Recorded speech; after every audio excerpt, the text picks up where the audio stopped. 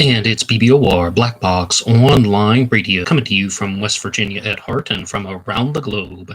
How's everybody doing? And welcome to this live stream on Thursdays. I go live here on Black Box Online Radio. In this episode, I will be talking about Jack the Ripper and the Thames Torso murders. Now, some people believe that these are the same killer's activities. These crimes are the activity of the same killer, and other people believe that this is a different killer altogether, the Thames Torso murderer being different from Jack the Ripper, that is. And some of you saw that I recently did an interview with Richard Jones of the Jack the Ripper Tour YouTube channel here on Black Box Online Radio. Therefore, this week naturally turned into a double event where there's more than one Ripper episode. And Libius is here. Hello to you too.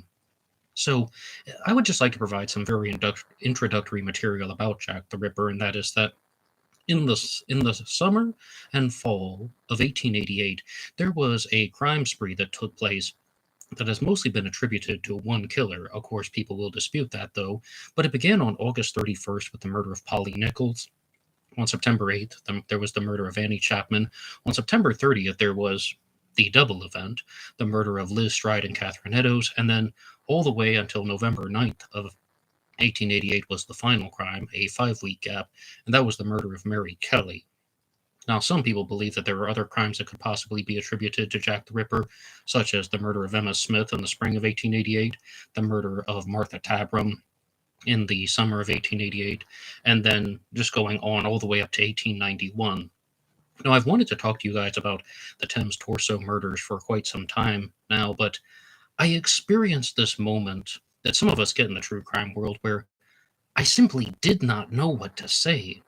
And I know that this is going to sound a little bit weird, but I'm thinking so much more about a different case rather than Jack the Ripper. I'm thinking about the Long Island serial killer, because there are differences between the activities of the Ripper and the activities of the Thames Torso killer. The Thames Torso killer operated from 1887 to 1889.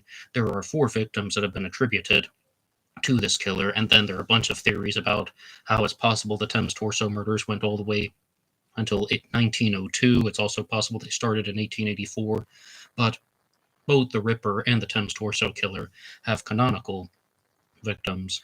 And with the Thames Torso killer, they were all female victims, and they were dismembered, and their bodies were found in the Thames, in the River Thames in England, and one of them was found on land.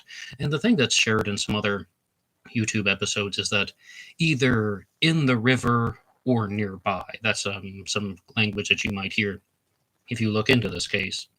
But there's a very large amount of time between the activities of the Thames Torso killer. I mean, we're talking about sometimes like once a year, 1887, one in 1888.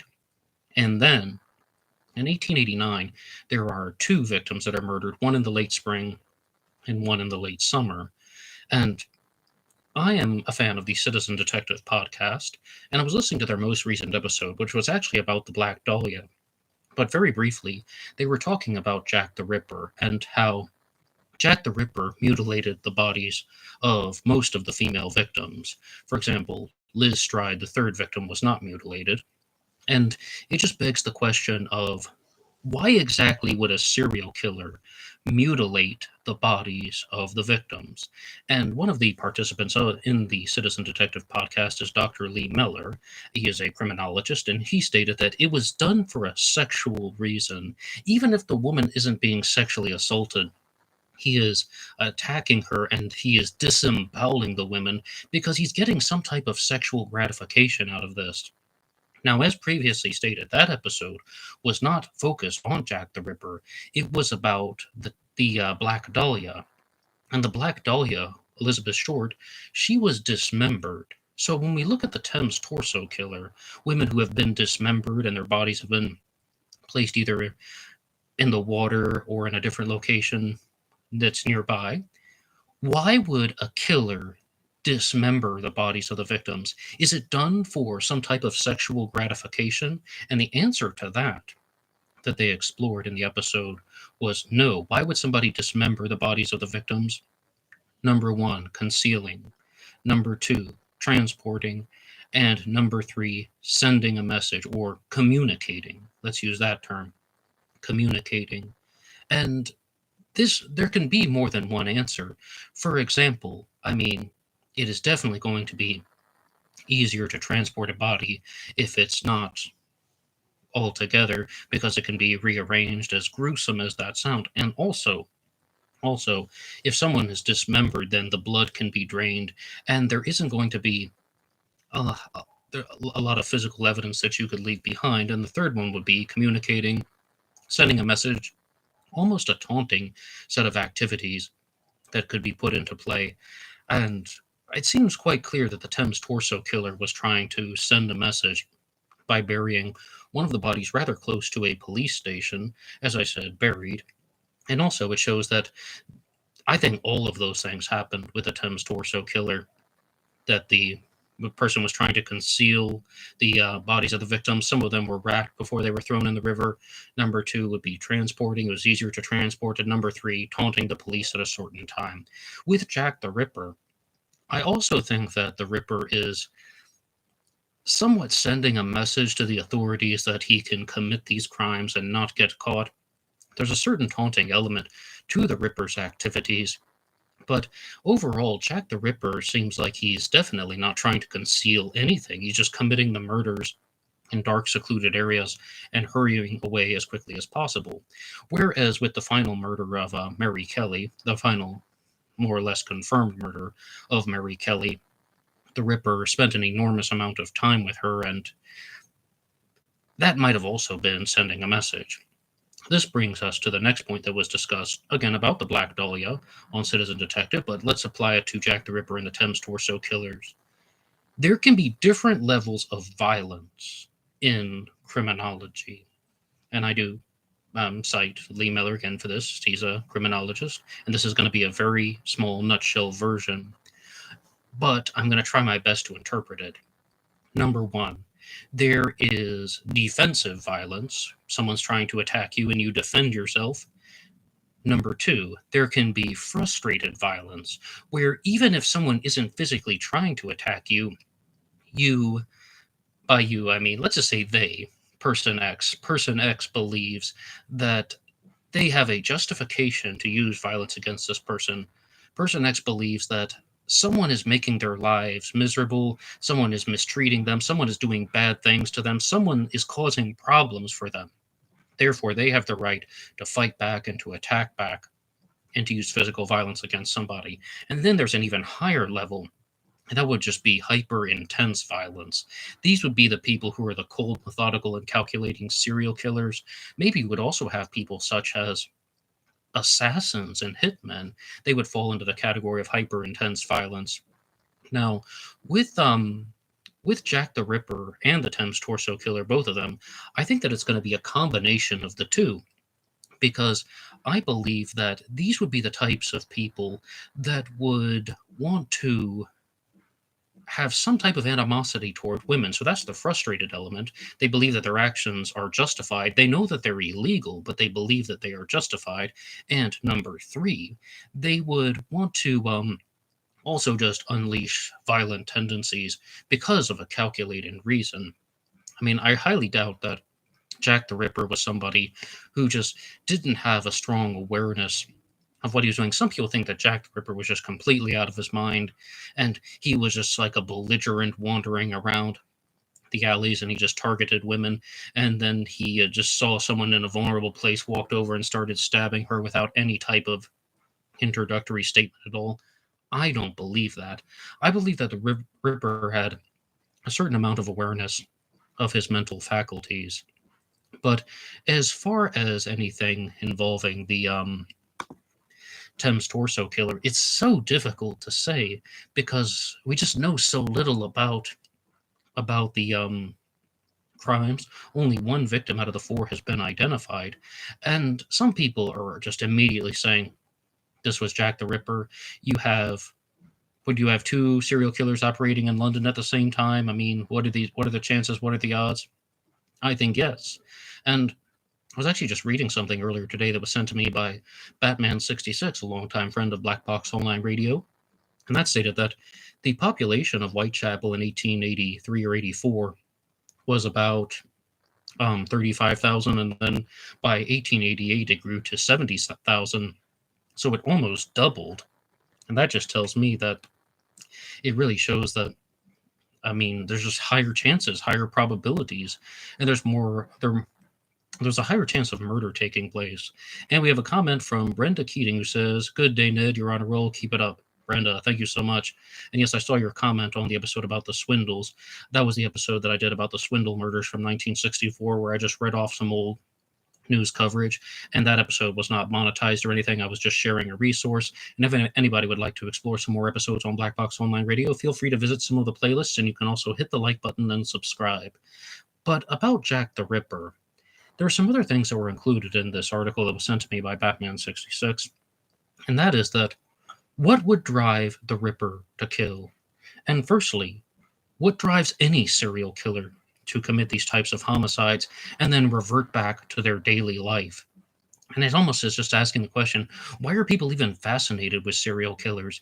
And the answer that was proposed by the article was some people are just so captivated by the concept of a person can commit a murder and then just put on a gentle facade and act like they are non-threatening.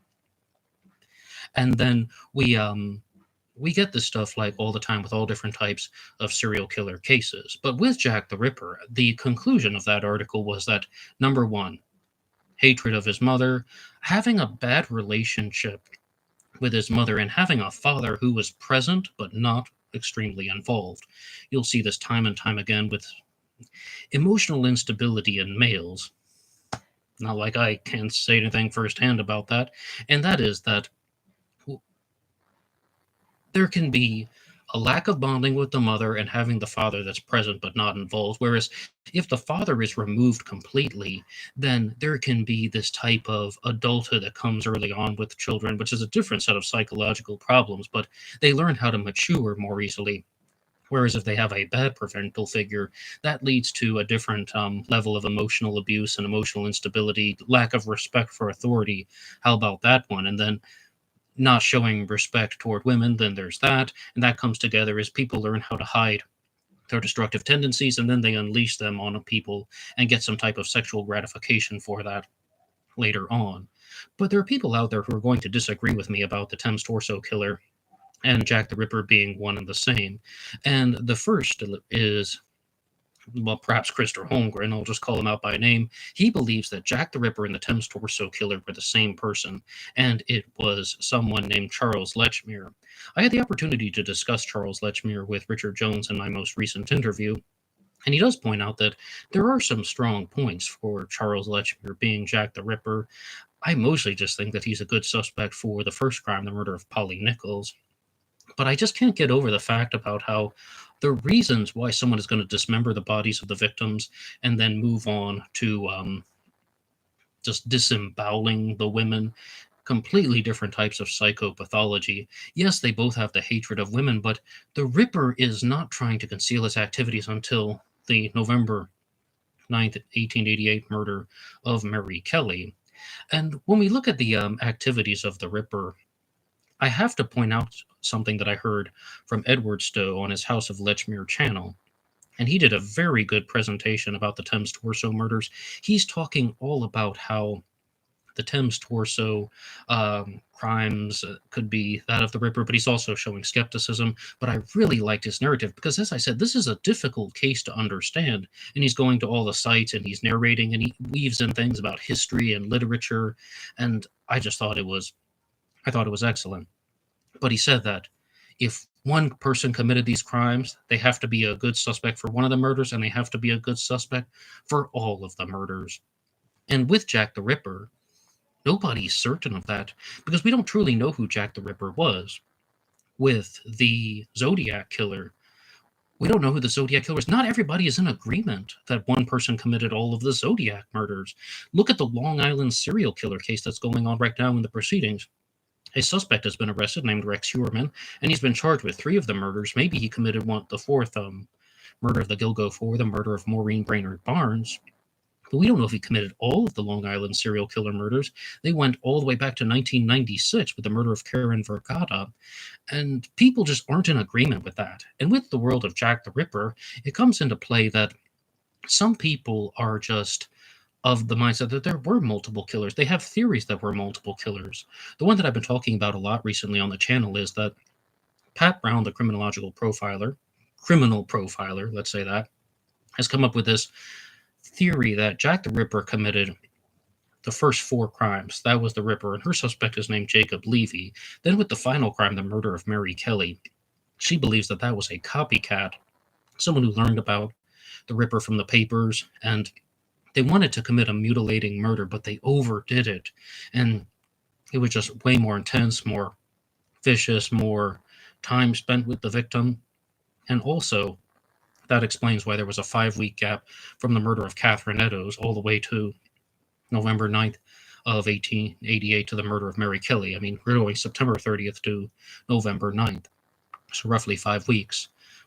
But that's just one theory that's out there. I mean, there's some people that just think that the entire Ripper story is a hoax. I mean, there are different levels to the Ripper hoax theory, but one of them is that these were all just crimes that were not related, and just kind of like how the media shared stories about the murder of Polly Nichols, and then it began to snowball, and then there are a series of copycats, or these are just crimes committed by different thugs, and all the times it's the Ripper hoax theory. That would have at least 5 different killers, maybe 4.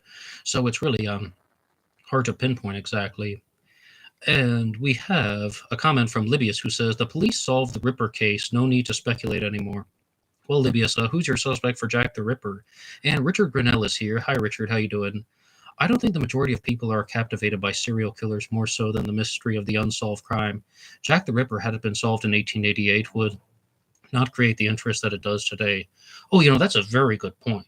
But there are some unsolved serial killer mysteries that don't get the same amount of attention as Jack the Ripper or the Zodiac Killer. Look at the Thames Torso Killer, for example. You really only get into that case once you get under the surface of Jack the Ripper and you learn about the Thames Torso Killer. And not to mention how many other serial killers have been accused of being the Zodiac Killer. What about the Santa Rosa hitchhiker slayings? That's an unsolved case, but hardly as popular as the Zodiac. What's the difference? With Jack the Ripper and the Zodiac Killer, there were letters that were written. There were communications where somebody has created this very simple and easy to understand persona. And Jack the Ripper is all like, oh, I want to kill more people and I want to cut their ears off and then I'm going to eat part of the bodies and I'm going to write these letters in blood, but I can't write the letters in blood. So red ink will have to do. Sign yours, Saucy Jackie, sincerely Jack the Ripper. Saying something like that. Although, Richard, don't make fun of my voice. But as far as the concept of just writing taunting letters, lots of serial killers wrote taunting letters too. But with the Ripper and the Zodiac, they're just very simple personas. Zodiac, you remember the name. Jack, you remember the name. And, I mean, even once you get into the Son of Sam case, I mean, the Son of Sam killer wrote letters. I don't even think he would be as famous as Jack the Ripper or the Zodiac because, I mean, it's just kind of bland. And I'm partially saying that because I know who the Son of Sam killer was, David Berkowitz, and yes, he did act alone to the best of my knowledge. Sorry, Maury Terry. But as far as these different types of theories go, it becomes quite apparent that it's difficult to nail a suspect for all of the murders.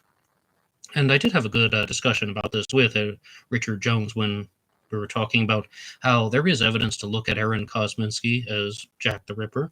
There is evidence to look at somebody like David Cohen. But in the article that was sent to me by Batman66 that I was just reading today, he was talking all about how David Cohen would actually be somewhat of a lousy suspect because he wouldn't have been mentally organized enough. And I have a different standalone episode on that. But to move on to some of the True Crime Talk radio points, we have some things about the Zodiac Killer from Cole Z. Do you think the Zodiac could not be an American? well, anything's possible, but nobody really detected anything in the Zodiac's voice that would suggest that he was not American. Soren Korsgaard, author of America's Jack the Ripper, how fitting for today's episode, believed that the Zodiac could very well be Canadian. And I think that is just a reasonable possibility, but I don't know if he has enough evidence to back that up. Some of the linguistic clues that he uses in his book, like Canadians saying Happy Christmas instead of Merry Christmas. I mean, Canadians who watch this show say that that's not a common thing that's said in their part of Canada. But another piece of evidence is the Zodiac said that he came from Deer Lodge, Montana. Or, excuse me, he was at a prison in Deer Lodge, Montana, and that there are numerous border crossings with Montana and Canada, so it could have been a place that he was familiar with. But as far as the Zodiac being from another country, I mean, he would have to have really, really disguised his voice, and so that's possible. And Mike Basham says, is it too soon for you to ask if you think Ray Grant plagiarized Gareth Penn? No, I don't think Ray Grant plagiarized Gareth Penn. And if anybody's listening to this, as this episode is coming out live and they haven't heard any previous episodes of Black Box Online Radio, Ray Grant is the author of Zodiac Killer Solved, and Gareth Penn is the author of a book called Time 17. Time 17 came out in 1987, and Ray Grant's Zodiac Killer Solved originally came out in 1990. And in this set of events, Ray Grant went on to believe that Gareth Penn was actually an active participant in the Zodiac Killer murders that took place in 1968 and 69, more or less what he calls the Zodiac Killer's publicist. No, I don't think he plagiarized anything from Gareth Penn, because he simply said that Michael O'Hare committed the murders and Gareth Penn wrote about it, and he let the theory move into a new direction. So, okay, the next one here, Mike Basham says the Zodiac was one person. It seems like that. For the longest time, I thought there was a very high possibility that the Zodiac Killer was a different. I thought there could be multiple killers. I always maintained the stance that there could be a single person. One person could have done this. That's what I would say. And I know that sounds really non-committal, but I'm not just going to endorse a theory that I don't agree with. I'd be like, I'm seeing all these different psychological markers of multiple killers. But then when you actually look at some people like the psychological profiler Richard Walter, who says, number one, the Zodiac is going to commit some crimes like the Lake Herman Road murders and the Blue Rock Springs shooting, and then he's committing these murders where he's sneaking up on people, firing some gunshots, and then running away. That no longer became exciting, or more importantly, he had proven to himself that he could do it. So what does he want to do? He wants to stab the victims at Lake Berryessa, and he also wants to fuel his own excitement. So he's going to build this costume, stab the victims, and then also write a message on a car door, more taunts. Then with the Stein murder, he commits a murder in a populated area. He walks past two police officers, and not only has he proven that he can commit murders, he has proven that he can get away with it. And Christopher Valdez says, what are you talking about? He wasn't Canadian. Do you mean the Zodiac Killer? Oh yeah, it's just a theory that some people have. I mean, other than Canada, I don't know if the Zodiac would be that good at disguising his voice. I mean, there's some suspects like Shel Cavalli, who was a Norwegian American, and he's a microdeli suspect. But Shel Cavalli had lived in the United States for 40 years. He's a Norwegian American. And Christopher Valdez says, have you ever interviewed Steve Hodel? I can't believe I actually bought one of his books. Which book was that, Christopher? And to answer the question, no, I have not interviewed Steve Hodel. I've tried multiple times. I've invited him on the channel more than once. Steve Hodel was also contacted for the Zodiac Killer channel's interview with the Expert series, and he said no, and he just recently told me that the reason why he would not come on Black Box Online Radio or the Zodiac Killer channel was because he has a documentary that is in the works. They're in the pre-production stage, and it's actually taken quite some time, and they've asked him not to do any interviews. So they'll start filming in 2024. Christopher says that he bought Steve Hodel's Most Evil and Black Dahlia Avenger. I hope you bought Most Evil Part 2. That's the book that I'm most curious about.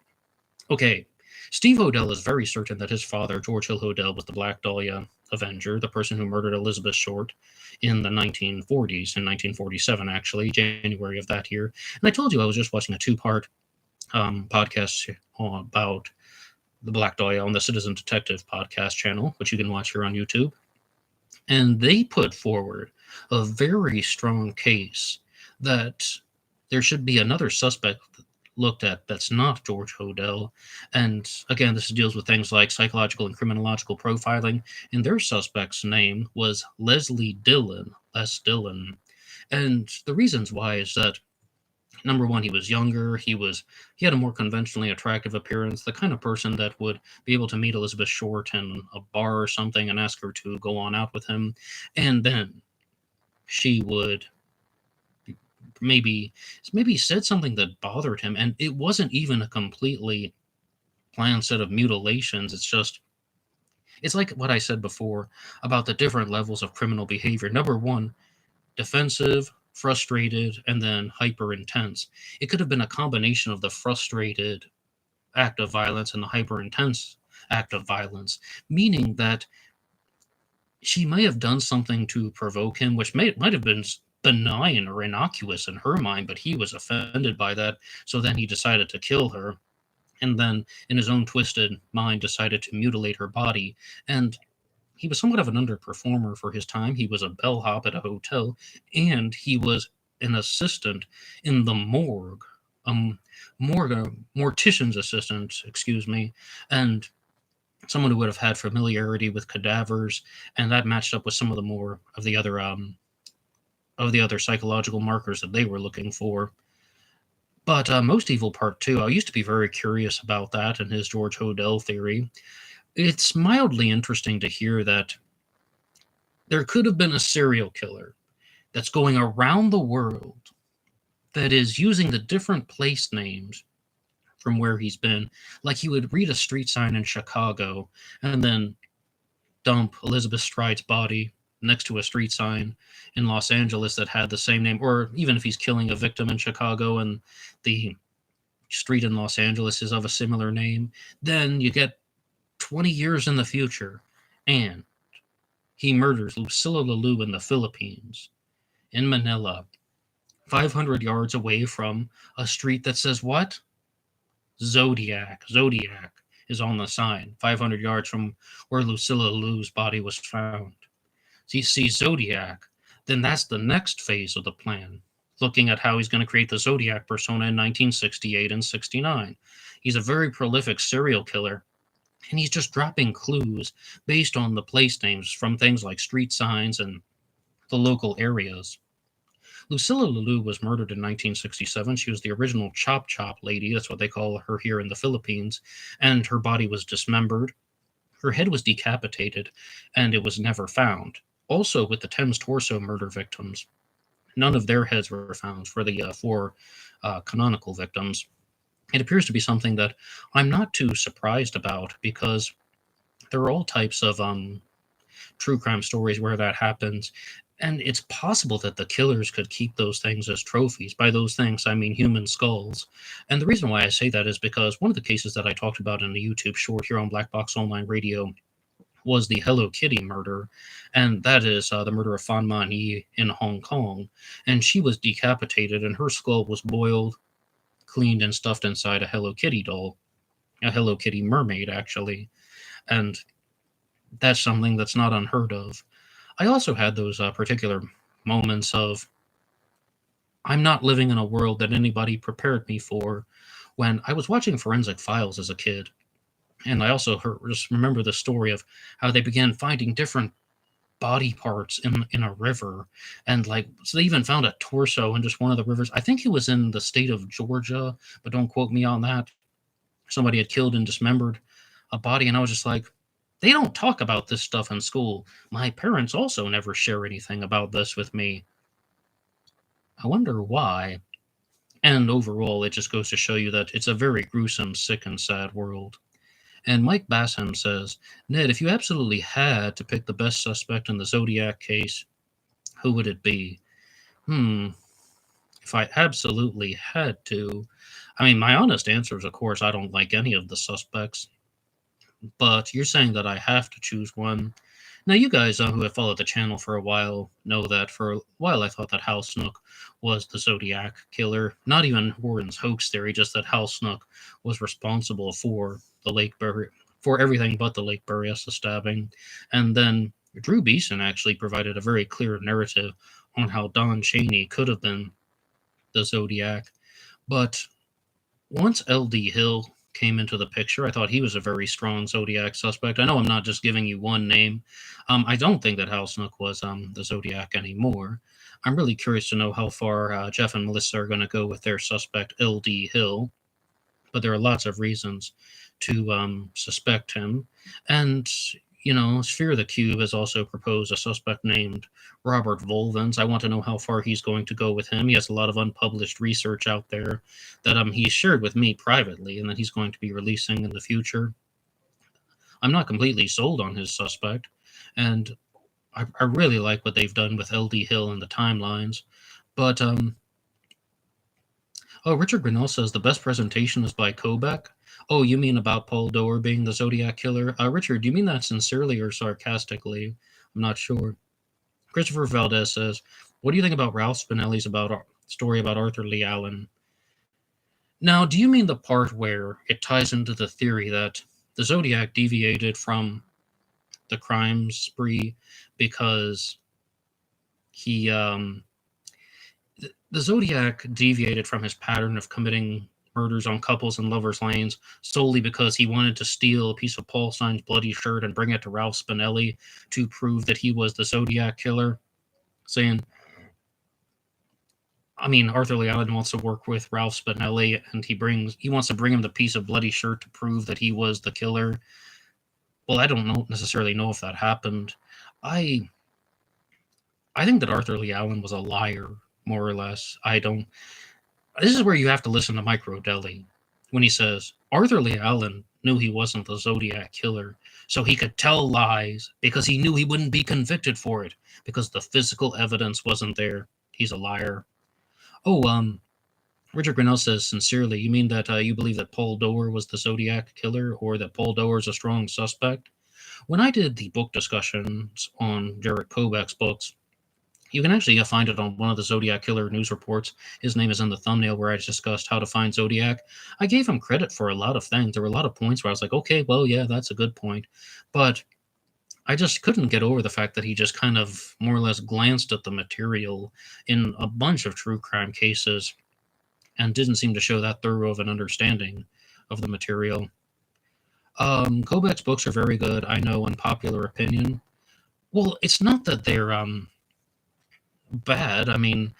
I said very clearly I thought he was a good writer. He's an entertaining writer. He's an engaging writer. He gets your attention.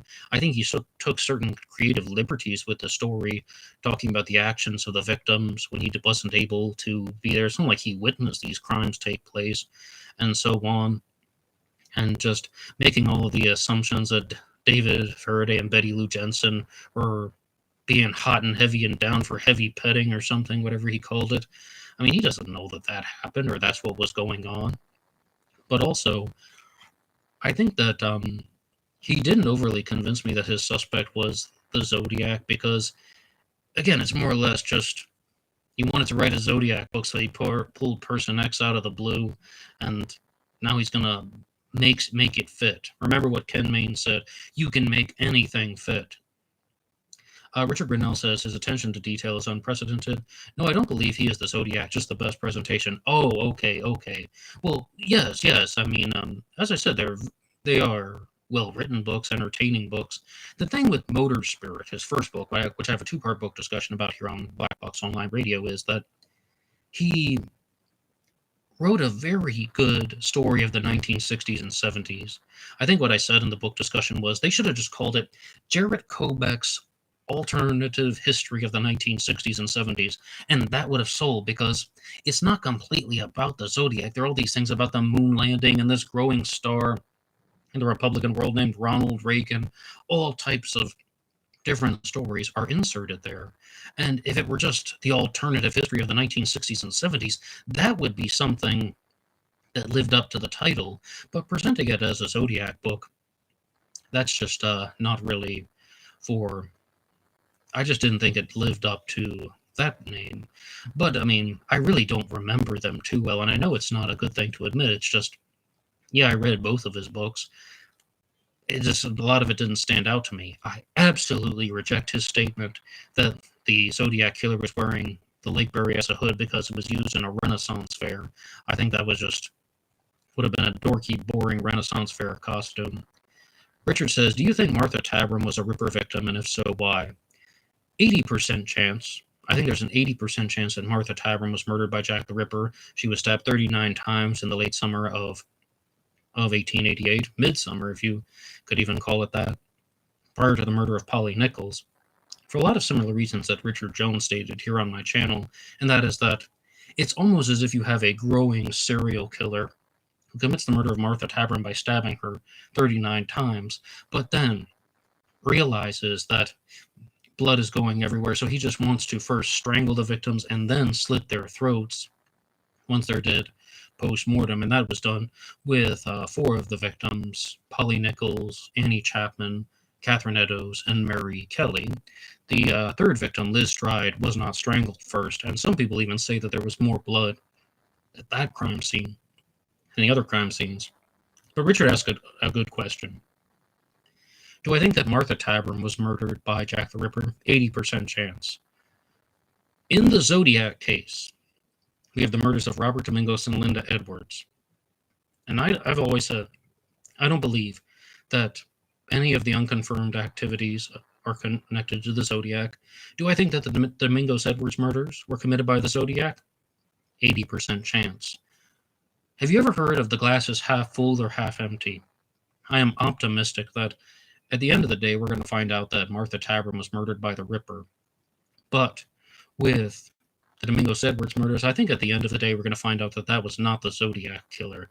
There's an enormous amount of physical evidence, and there's similarities with these crimes connected to the respective serial killer. But here's something else that I want to talk to you guys about, and that relates to both Jack the Ripper and the Zodiac. When I interviewed Mike Morford here on this channel, I was talking to him about the Golden State Killer, and I said, okay, you have a book out about the Zodiac, a book out about the Golden State Killer. You had the opportunity to research the Golden State Killer case, and you found out who the killer was, Joseph D'Angelo. How would you feel if you reached the end of your life and you didn't find out who the Zodiac was? And he's like, well, I'd be bummed out about it. I'd feel bad, but I would accept it. However, when I interviewed Richard Jones about Jack the Ripper, he said, he's followed Jack the Ripper for 42 years, and he just said, we're never going to know who Jack the Ripper truly was, and also who the Whitechapel murderer truly was, because he differentiates between Jack the Ripper and the Whitechapel murderer. So he had more acceptance toward just recognizing that we're never going to know who committed those murders 100%. And there's still a little bit of hope that people have that we're going to figure out the Zodiac Killer mystery. Richard Grinnell says, was Richard Jones one of your favorite guests? Yes. Short story, Richard.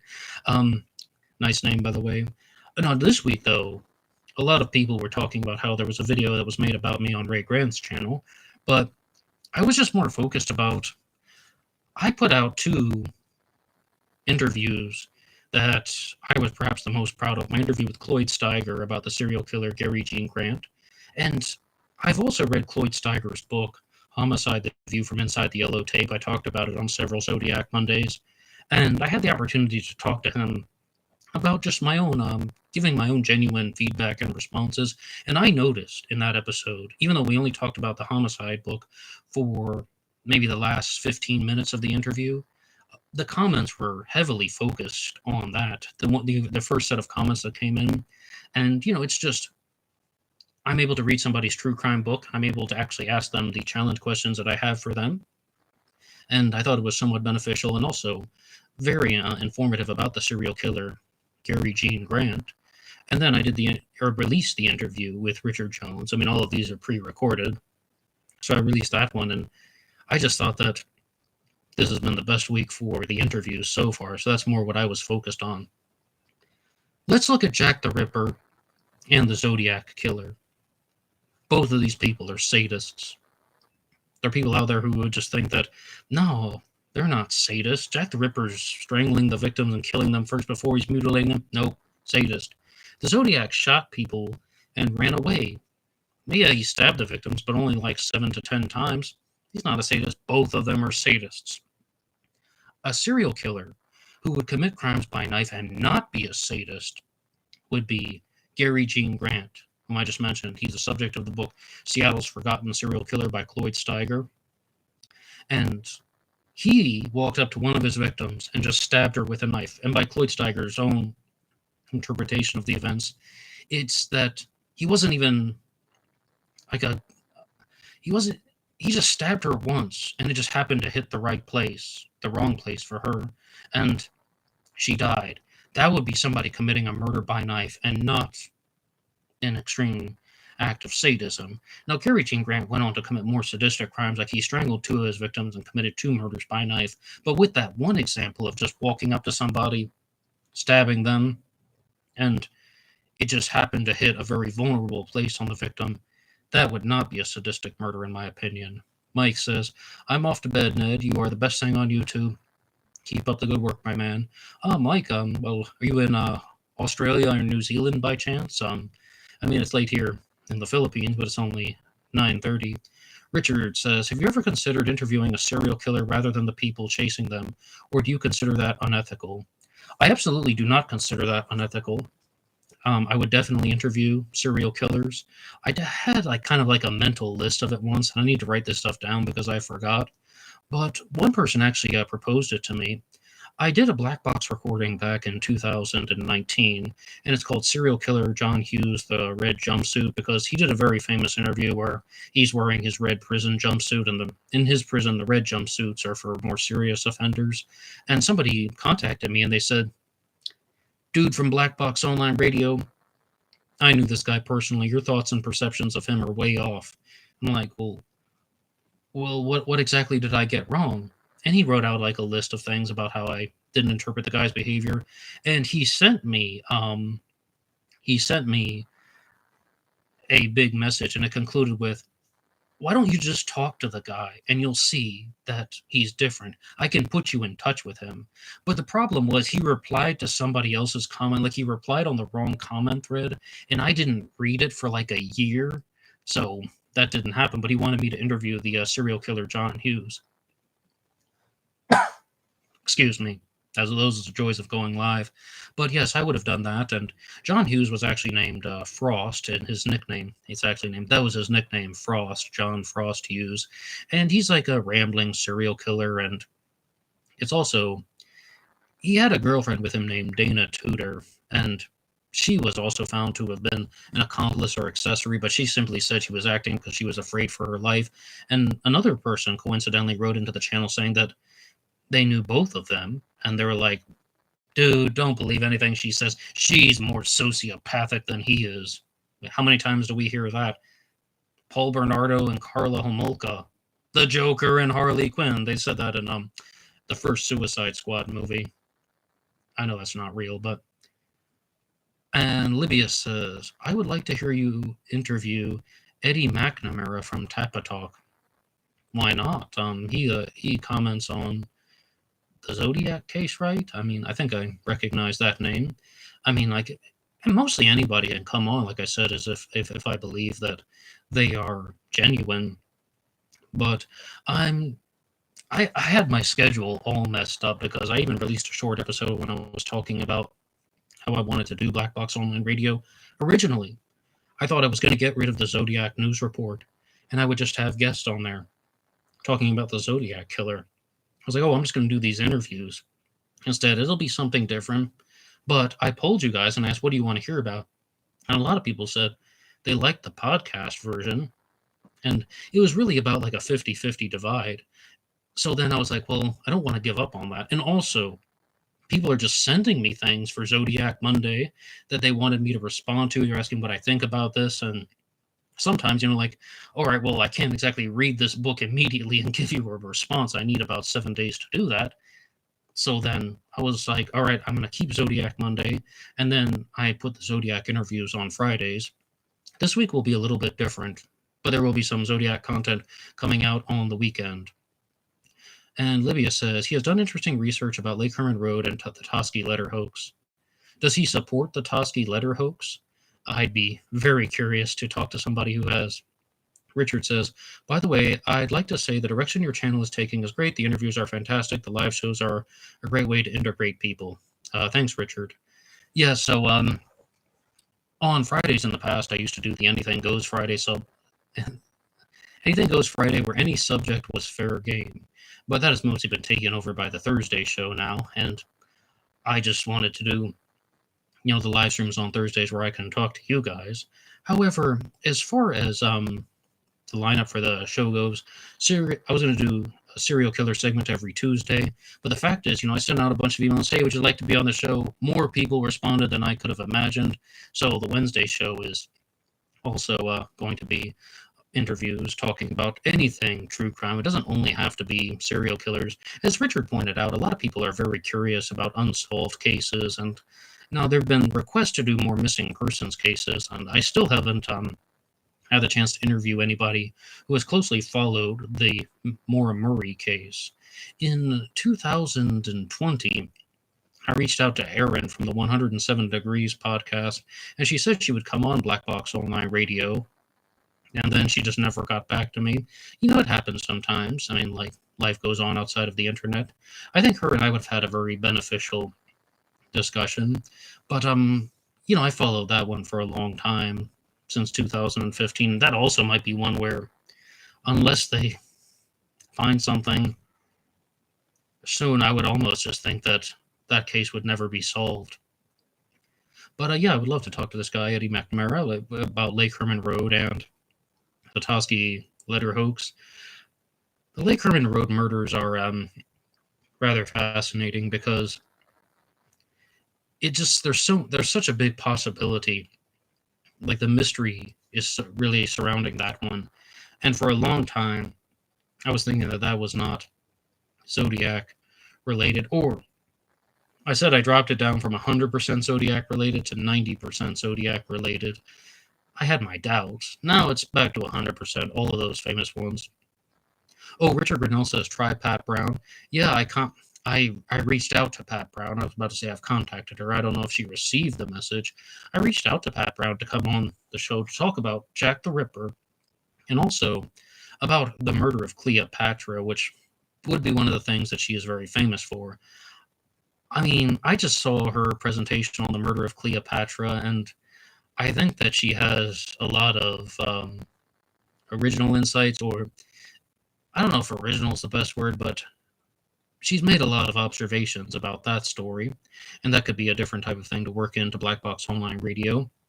As you see with the Tuesday and Wednesday shows, anybody can come on, and they're going to be all different types of guests, which is fine by me. But let's see if she accepts that. To get to Pat Brown, though, I almost have to go through her press team. But she's a real criminal profiler, and one of the reasons why I wanted to interview Cloyd Steiger from the Citizen Detective podcast was that he is a real-life homicide detective, and some people wanted to challenge him on things in the comment section, and they have the right to do so. And Richard Grinnell says, I think she is the best profiler in the world. She has some insightful things. I was almost getting kind of under her spell with the Jack the Ripper case about Jacob Levy committing 4 of the murders, but not the 5th. And ultimately, I think that has a theory that was somewhat defendable. But one of the reasons why was Mary Kelly was Jack the Ripper's victim that was the most severely mutilated, and Pat Brown's like, this was a copycat, this was somebody who overdid it. But one thing that Richard Jones shared with me in his interview was Catherine Eddowes was also extremely mutilated. She had very deep cuts to her face, and her body was torn apart. The photos that are commonly shared of Catherine Eddowes are after the mortuary has sewn her body back together, more or less, not mutilated as viciously as Mary Kelly. But that also seems to follow the trend of how there was one killer who was escalating in physical violence, and then all the way to the murder of Mary Kelly was either a culmination, or it could be that the killer died. It could be the killer moved to a different part of the country. It could be the killer moved to San Francisco and continued. to commit murders. That's the subject of Robert Graysmith's book, The Bell Tower. David Griffin is here. Hello, David. I feel like timelines are very important, but people care more about their suspects. I'd love to hear a group of experts go over timelines without bringing up suspects. Well, for the Zodiac case, the perfect person to do that would be Richard Grinnell. And also, we should get Michael Butterfield on for that one, Michael Cole as well. Those are guys who have not committed to a single suspect, maybe Soren Korsgaard. And just for somebody like me, I just want to look at both the Zodiac and Jack the Ripper have so many similarities. And I'm going to share some of this on Zodiac Monday because people were asking the question about what did I think about someone leaving a comment that Ray Grant was plagiarizing Gareth Penn, because he talks about Gareth Penn and he incorporates him into his Zodiac theory. But no, I don't think he's plagiarizing. And also, I think Ray Grant is original. To some guy like me, I'm not the first person to compare the Zodiac to Jack the Ripper, but I think that I've done a more solid job of organizing the connections between the Zodiac and Jack the Ripper than I found in other places. And I'm going to go through all of them in the future, but firstly, the letters in the Zodiac case don't come until after the second crime. Same with Jack the Ripper. And also, there are only 5 confirmed murders that are attributed to each victim. And, Richard has a question. What's the most fascinating unsolved case you haven't covered yet? That I haven't covered yet? Well, how would I know if I haven't learned about it yet? Let's see. No, there must be some things that I've thought about. Some of the stuff that Tom Voigt has shared recently about how there could be a serial killer that operated in the Pacific Northwest that was not the Zodiac, but they just now have connected all of the dots and put everything together. And for this one, like today's episode, the Thames torso killer is one that I've only talked about for like 5 minutes in this episode. And that one stood out to me because with the Thames torso killer, I think that there were just lots of clues. There are just the basic facts you can find online, but I didn't know what to say. And I had the same experience with the Long Island serial killer mystery. I'm trying to watch these documentaries. I don't really follow what they're saying. And people wrote this in the comment section on my Long Island serial killer episodes. They're like, I just don't really get it. And I think it's because there's a serial killer who's dismembering the bodies of the victims, not even super frequently. As I said with the Thames torso killer, you have 1887, 1888, and 2 victims in 1889. Why? This could really relate to just something that serial killers do. It's a combination of opportunistic behavior. It's a combination of desire. Maybe they've also reached a low point emotionally, similar to Gary Jean Grant, but a little bit more intense. They maybe got into a very big argument with their family member or something like that. Maybe they lost their job. They commit the crimes at low points, and when they think they can get away with it, and then they're dismembering the bodies of the victims to conceal, to transport, and sometimes to communicate a message. I can commit these murders and not get caught. With the Long Island serial killer, I do not see an enormous amount of evidence that the Long Island serial killer was communicating a message via the dismemberments. It seemed like mostly the bodies were just cut up so that they could be discarded. And if it was Rex Heuermann committing murders from 1996 to 2003, he would have switched to strangling the victims in 2007. Who knows, though? Now, it's really hard to think about the cases that I haven't covered on this channel because Black Box Online Radio more or less works by zoning in on whatever I'm reading about, whatever I'm learning about for the day, and then I'm going to incorporate that into the episode. That's how the show started, with just my daily YouTube segment. Like 20 minutes a day, I would talk about whatever subject I was following. And that's why some people are like, hey, only talk about the Zodiac Killer. It's like, well, I don't read about the Zodiac Killer every single day. Or even if I do, I also follow these other stories. I'll just kind of go down the rabbit hole about a different true crime case. And Richard says, conversely, what famous unsolved case has never really interested you? Richard's asking some very good challenge questions here. A famous case that has never interested me? Well, I've talked about how I thought that Richard Ramirez was a really boring serial killer, even though I've done a couple episodes where he's been featured. I just don't think there's any major psychological mystery to Richard Ramirez. I think that he was just a criminal thug who got out of control. I said the same about Richard Speck, although after I interviewed B.D. Salerno, she challenges all of the conventional understandings of Richard Speck, who murdered 8 individuals. And a lot of the, well, I guess though you said famous case. I was about to say a lot of the cases on the local news are of stories that are what the Zodiac would call routine robberies. And most of them are somewhat fascinating. And maybe if the perpetrator is kind of exclusively doing it for attention. Now, Richard, you can also have the theories that do not interest me. The smiley face killers, for example. The idea that there's this serial killer gang in North America that is targeting mostly Caucasian males, murdering them near bodies of water and leaving the signature of a smiley face. I haven't really thought highly of that theory ever. I've always been on the skeptical side. And when they lay out all the bullet points about why that's not true, the smiley face is a common form of graffiti. I even took a photo once of one that I found and put it on Instagram next to a river. Also, that when people are intoxicated near a water source, the risk of drowning is so much higher.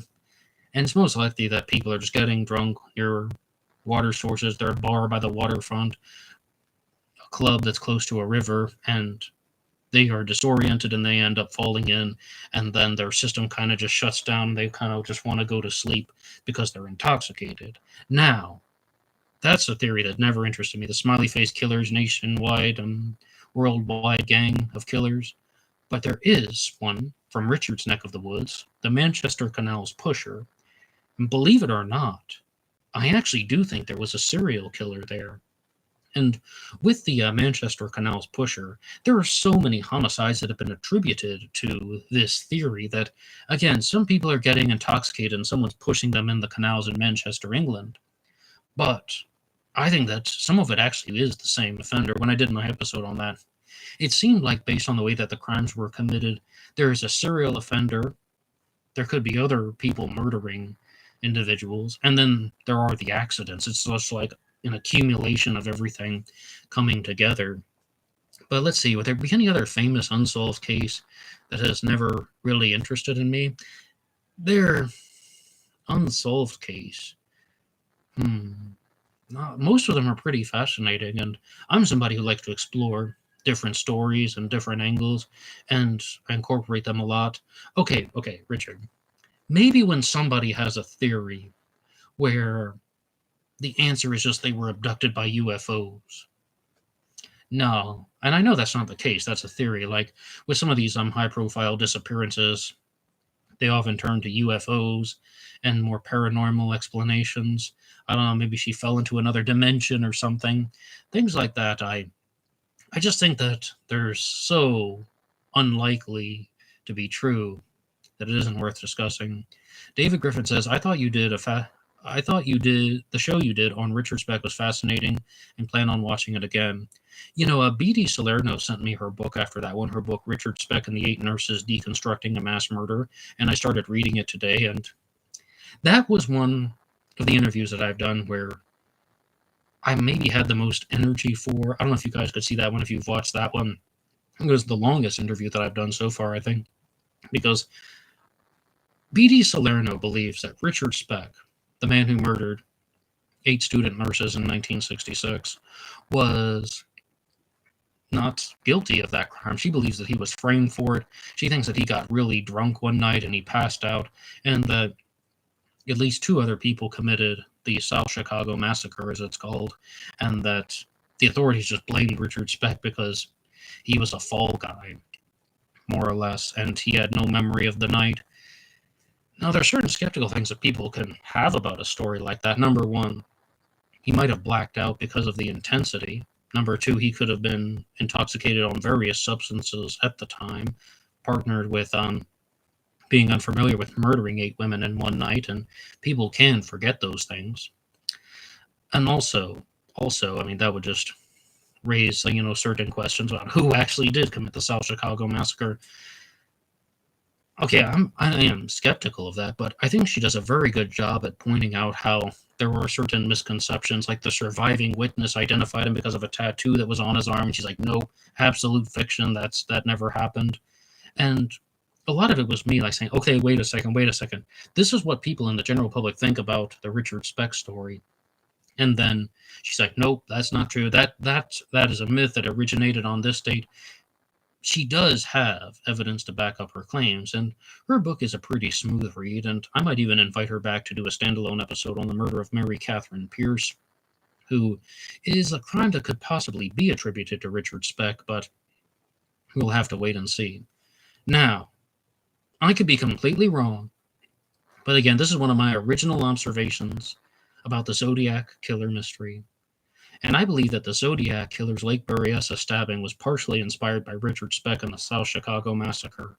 I don't want to hunker down on this because I've said it on Zodiac Monday before, but Richard Speck holds up these women in the townhouse, the student nurse's dorm, and says, all I want's your money, I'm just trying to get to New Orleans. The Zodiac holds up Brian and Cecilia and says, all I want's your money, I'm just trying to get to Mexico. He's carrying a gun and a knife. Richard Speck has the gun and a knife.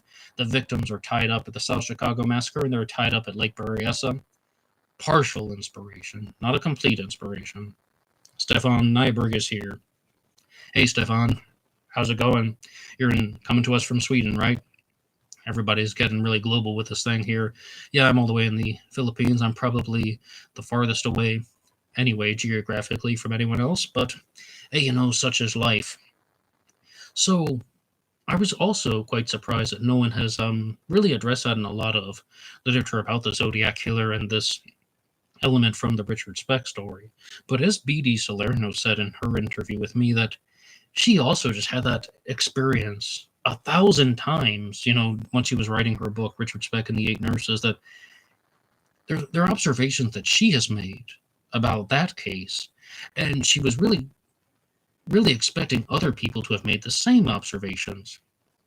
And I guess this goes back to what Ray Grant was talking about in one of his more recent videos, when he said, all of the famous people who follow the Zodiac Killer mystery do not think the same way.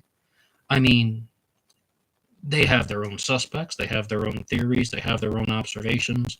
And the example that Ray Grant used was Mike Rodelli thinks that Shel Cavalli was the Zodiac, and he's mostly by himself. And even if you have somebody like Tom Voigt, who has Richard Gaikowski as a suspect, I mean, Tom Voigt took Blaine's suspect. An individual named Blaine accused Richard Gaikowski of being the Zodiac. Tom Voigt more or less agreed with that and expanded upon his research. And then Jeremy Berthium, who's the author of the book So I See You Don't Paint Houses, he also thinks that Richard Gaikowski was the Zodiac Killer, but in a completely different way. And that's one thing that Jeremy Berthium really tried to say in the interviews that I did with him, is that he doesn't think that the same crimes that Tom Voigt does were committed by the same people.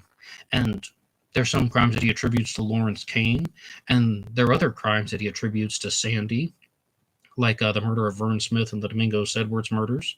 And I mostly dispute that with him, and we went into that in the interviews. But if Richard Grinnell is here in the comment section, I would like to ask Richard, are you going to be going on the Zodiac Killer debate files on Planet X Filmworks anytime soon? And only asking because a lot of people have been just looking for more Zodiac Killer debates. Perhaps we could do it on Black Box Online Radio, but there already is a Zodiac Killer debate series on Planet X Filmworks. I don't see why we wouldn't just ask to go over there first. The debate files, Volume 3, Volume 4, Volume 36, and keep going with that series. But it all comes back to the fact that people make different types of observations. And Richard Grinnell says, hopefully to discuss things with Ray Grant. Yes, Ray Grant is very critical of Richard Grinnell, but the whole point that he was making was that people have different types of observations in the Zodiac world, and with all of these true crime cases. I mean, not everybody thinks the same way, and Ray Grant has also made numerous original observations. He even points out and reminds us that he's the one who looked at how the number pi matches up to the letters in Zodiac, and it could have been chosen for a mathematical reason. And oh crap, though, what was Richard Gaikowski's birthday? Was it March 14th, 314? It really depends on how you interpret the evidence. I go back to that thing from Ken Maines all the time. You can make anything fit. Just look at the Zodiac.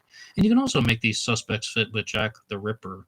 Now, there are some suspects that are given more strong credibility than others in the Jack the Ripper case. Like right now, Charles Lechmere and Aaron Kosminski are very widely discussed. But people look at some of the suspects like Carl Feigenbaum, and they don't think that there's really a whole lot there. William Henry Burry, the man who murdered his wife in Scotland and was hanged. Carl Feigenbaum murdered a woman in America, and he was caught very easily. I think they're all poor suspects, to be honest. And for a while, I thought that Francis Thompson was a very strong Jack the Ripper suspect, but then the narrative just became more and more confusing. Now, the honest answer to what happened to Ripper Wednesday was I really liked talking to you guys about Jack the Ripper every Wednesday, and Ripper Wednesday turned into a very different type of true crime show because there are so many movies that have been made about Jack the Ripper. I would talk about a new suspect or a new possible Ripper crime. I would talk about one of the movies and then read off a poem, usually from Francis Thompson, but sometimes Lewis Carroll. And there are just these different elements that could come in there, and even artwork, looking at the paintings of Walter Sickert, a famous artist who gets accused of being Jack the Ripper. So a lot of these different things came together as like a more polished version of Zodiac Monday. But the fact of the matter is, very few people were watching. I mean, you would get like 190, 200 views and then flatline. So I began to think about doing the show in a different way. And that just coincidentally, all these people were asking to be guests on the show. And I do mean that. I got approached with just requests to come on the show and talk about true crime cases. And one person that I will be talking to very soon on the show is Manny Grossman. Manny is here. Sup, Ned? Looking forward to our interview. Yes, Manny and I will be doing something tomorrow. And then we are going to have a discussion, hopefully about the Son of Sam, Maury Terry, and then about a bunch of other conspiracy theories. That's why the Zodiac interview will be moved to Saturday and Sunday. It's going to be done in 2 parts. And I am the author of the book Killer on a White Horse, A Story of the Evening Watchman. I've been releasing the audiobook on the weekends, and there will not be an audiobook version segment coming out this weekend, but the conclusion of Killer on a White Horse will come out in 2 weeks. No, it won't. It'll come out in 9 days, something like that. Yeah, I am not good at math, and I'm the first to admit it. And then I will be also releasing my second book, Down the Dark Lane. And, I'm really curious to talk to Manny about a lot of things involving the Son of Sam case and Maury Terry, because I think both of us had our initial curiosities about this whole ultimate evil idea. And then, well, not so much now. Richard Grinnell says, do you find the Zodiac or Jack the Ripper the most interesting case? Oh, absolutely the Zodiac, because of the ciphers. I mean, the amount of letters that we have from the Zodiac, there's so many more clues to examine. And there's such a high chance that the Zodiac killer was just a single person with Zodiac's DNA. But some way, somehow, if we had some type of physical evidence. And Manny says, going to be a good discussion. Ned is one of the smartest people in the game. Well, thanks, Manny. I certainly don't think of myself that way. I'm just somebody who watches stuff on YouTube and can't stop running my mouth on the internet. Maybe it's for the best, though. I mean, more people can run their mouths too, and then you can just kind of listen to what different people are saying. And Donovan says, what's your review of Jollibee and the best lumpia in the Philippines? Have you found it? As far as Jollibee goes, that's a fast food restaurant here in the Philippines. They have a lot of chicken on the menu, and I don't... See, this is kind of weird about me. I don't like chicken on the bone. I eat boneless white meat, but I don't like drumsticks. And it took me 18 years to like chicken wings. Now I don't like those anymore either because I haven't had them for so long. Jollibee has way too much chicken on the menu, but I love going there for coffee and fries or get something like a Coke float because it's everywhere here in the Philippines. And yeah, I mean, they do have a burger steak meal, which is something that is perhaps not popular in America. You go to a fast food restaurant, and it's like a Salisbury steak. It's just like a burger patty, and it comes with gravy and rice. You can also get the veggie burger kind at 7-Eleven of all places. Like plant-based foods everywhere. At 7-Eleven, they have veggie burgers and veggie burger steak, which is, I guess, made with non-meat gravy. But one thing that Maury Terry did that was very harmful is taking a serial killer story and then just exploding it into some type of nationwide, worldwide plot to destroy humanity. Just that there's this evil force hiding in the shadows that is meant to kill you if you don't go along with it. Now, is that present in the Zodiac world? Yeah, all the time. All the time, the Zodiac Killer CIA connection. These were murders that were committed to influence modern culture. Is that stuff found in Jack the Ripper? All the time. The Ripper murders were done to influence modern culture, or maybe the women that were murdered had some type of secret knowledge about the royal family, so they had to be silenced. Then they created this fictitious boogeyman named Jack the Ripper, and they left all these Masonic signatures. Why can't people just admit that terrible things happen?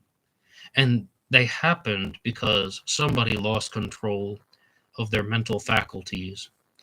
One of the people that I always quote on this channel is Susan Forward, and she is a psychologist, and she stated that the average person has a conscience that's like Swiss cheese, mostly solid, but there are these holes in there, these little moments of well, they're just gaps in people's consciences when they can do destructive things.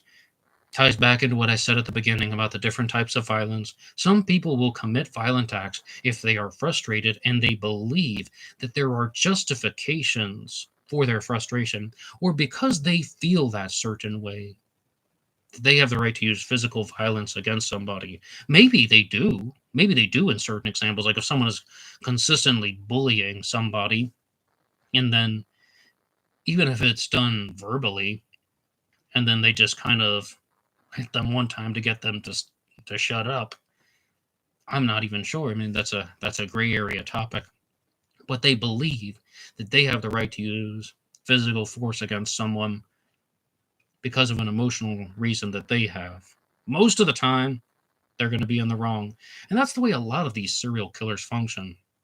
With the Long Island serial killer, they said these things all the time, that this person's targeting sex workers. He probably thinks that they're no good lowlifes.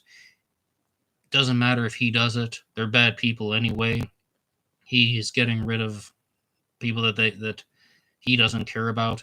The same could be said with Jack the Ripper, and also with the Thames torso killer, who was dismembering the bodies of the victims the way the Long Island serial killer did. There are people who probably believed that they had a justification for their actions, or that there was some type of emotional reason for them to commit these crimes. Richard says, without the Zodiac communications, I doubt many people today would have ever known about the 5 victims. Sad but likely true. Oh, yes, Richard, absolutely, because the Zodiac is so different than Jack the Ripper. The Ripper women were horribly mutilated, and it even goes beyond dismembering like the Thames torso killer. They were mutilated to the point beyond recognition, but we still know their identities. And I think that might be discussed. I mean, with the Zodiac, he's committing crimes that are done with not a lot of physical contact. This all leads into just about how he's communicating these threats because he wants to create this type of persona. And when you think about that stuff, I mean, I'll ask you guys the question. What do you think about Richard Walter's statement that the Zodiac committed the murder of Paul Stein? He proved that he could commit the crime. He proved that he could get away with it. And then he no longer had to fulfill those types of needs in his own mind. so he could only focus on the letters. That's why the murder stopped after Paul's time. Donovan says, Ned, has there been a case you thought strongly of a suspect, but after doing more research found out it was someone completely different?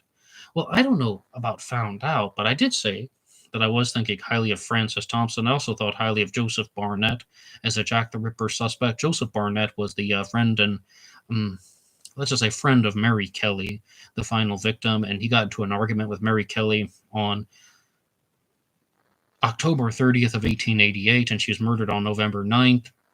Could have been a jealousy issue, some type of issue where he is just, can't deal with the fact that she doesn't want to be with him. I used to think highly of both of those individuals. Now, it seems like maybe neither one of them were Jack the Ripper. And with Joseph Barnett, he was a fishmonger, so that begs the question, would he have even had enough anatomical knowledge to do all of the things that the Ripper did? Multiple times the uterus from a woman has been pulled out. Okay, actually, yes, multiple times. Even there's a third time. Mary Kelly's uterus was pulled out in place by her neck, if I recall. And is that something that a fishmonger would have done? I don't know. It's possible. It's possible. And I go back to Patricia Cornwell all the time. Just because the crimes were committed that way doesn't necessarily mean that the person had anatomical knowledge. He could have just been stabbing a woman in the stomach and grabbing whatever he could hold on to. Oh, that's a bit of a far out theory, says me. Well, Richard says, why the Zodiac seemingly skipped after Stein could be manyfold. It's unanswerable. Yes, it's unanswerable. I have no idea why the Zodiac stopped after Paul Stein. Now, the Zodiac did say that he would no longer announce his crimes in the same way. He would make them look like routine robberies and accidents. And could that have happened? Could that have been a reason? I mean, that's definitely possible. Like the Zodiac went on to keep committing crimes, and he just disguised it. And that has opened the door for countless theories. And I think some way, somehow, the Zodiac knew that. Based on his ability to capture the media's attention, he knew that people were going to be thinking that, wait a second, is this going to be the Zodiac killer? Oh, there's another homicide. Is this going to be the Zodiac killer? There's an abduction. Is this going to be the Zodiac killer? Because even if you go back to the death of Shelley Holmboe, when was that? Was that October 20th of 1969? The official narrative is that she was killed by wild dogs, but other people think that she was killed by the Zodiac killer. Well, right, then Richard says, then he inferred Richard Redditich weeks later. He inferred that, but did he actually do that one? I'm absolutely not convinced about that. One person who is convinced about that is Michael Cole, author of the Zodiac Revisited trilogy. And I will be talking about Michael Cole on the next Zodiac Monday. Whole bunch of new stuff for you guys. I don't know if you saw the page on Black Box Online Radio. Yes, BBOR's Facebook page is now up and running, and I'm using it more regularly. But I said that there's almost enough Zodiac info to turn Zodiac Monday into a daily segment, at least 5 days a week. I'm not going to alter the lineup of the show now. It's already twisted enough, but there's enough. Let's just say that. Because I often get asked the question, do you ever run out of Zodiac material? No. I haven't even scratched the surface. And I think someone was talking about this recently. Oh, it might have been Ray Grant. You see, I watch all of his videos. I don't mind what he has said about me. I watch all of his videos that come out. When he just said the amount of Zodiac killer books on Amazon.com is just so overwhelming. I mean, they're all ones that I'm just learning about as I search for them. And I'll just be looking about something unrelated, and because of my search history in the past, another Zodiac book comes up. But all right, as for now, this live stream is winding down a little bit, and thank you guys so much for tuning in and sharing all of your true crime questions. And unless anybody has any final things to share, I'll be signing off. But remember, you can follow the show on Facebook now, Black Box Online Radio. And of course, get in touch with me at BlackBoxOnlineRadio at AOL.com, BlackBoxNed88 over on Instagram, where you can also watch all of my short episodes. Mostly the shorts are coming out daily. I release YouTube shorts. They're also released as reels on Facebook and Instagram. I had a TikTok page for Black Box Online Radio, just under that name, but I haven't really been using the TikTok thing recently, and somebody was even saying, like, the views you get on TikTok are all overinflated. They aren't real people, and I tend to think that's true. River Prawn Pottery is here saying, the Zodiac announced that he was responsible for Kathleen Johns. He did that after Paul Stein's attack, and he said that he wouldn't announce any more crimes. Yes, but he did that months after the Kathleen Johns incident, which is quite different than making a phone call the night of, like he did with Lake Berryessa and Blue Rock Springs, and also not mailing in any physical evidence like he did with the Stein murder. Or, I mean, he could have mailed in a bolt from her car or something. If he had taken the wheel off of her car, he could have, proven it that way. He could have easily sent in some type of object saying that he was responsible for the Kathleen Johns incident. And in the past, I would really think that the Zodiac was lying when he couldn't prove things, and he's telling the truth when he can prove things. Opera Spia says, hi Ned, I enjoy your channel.